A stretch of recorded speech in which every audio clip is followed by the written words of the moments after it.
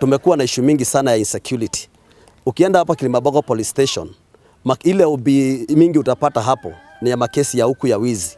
Na hii makesi ijaletwa hadi sababu Mukunike kuna watu wabaya ama nini. Malipote pakiingia giza lazima kuwa na maneno mbaya na ndio imekuwa mingi sana. Wamama mara unasikia mama ameshikwa na huko chini amenyang'anywa kibeti yake. Mwingine alikuwa anaenda soko saa 11 amenyang'anywa pesa yake. Kama ni watoto wetu unasikia mtoto alikuwa anaenda nyumbani pia amedhulumiwa. Makesi imejaa pale. Shule iko karibu ni iko Kilimambogo, hiyo nyingine iko Ndula na hiyo nyingine iko Magogoni.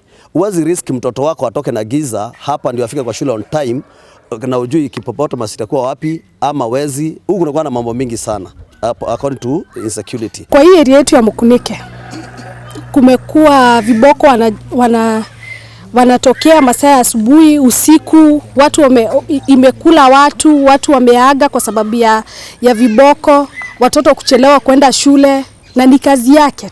Hatumuombi, tunasema awajibike, afanye kazi yake, waache kukua. Lakini juzi nilisikia transformers zilikuja 2. Moja ilikuwa ya 14 Fall na moja ilikuwa ya Mukunike. Lakini tukifuatilia baadaye tukapata zilishabebwa. Hatujui ni nani alibeba. Ndio maana tunasema MCA wetu Joakim Alice wawajibike kwa sababu haiwezi kuwa vikingi zililetwa, transformers zililetwa, all of a sudden hatuzioni na hatujui ni nani alibeba. Na hatujui ni nani anafaa, ni nani alikuwa kwanza hata ameweka hizi stima za Mukunike. So sisi yetu ni kusema mtu aweze kufanya kazi yake yenye ilimfanya achaguliwe. Yetu ni kusema kwa sababu tuko karibu kuanza kurecall wale watu hawafanyi kazi vile wanavyostahili kufanya.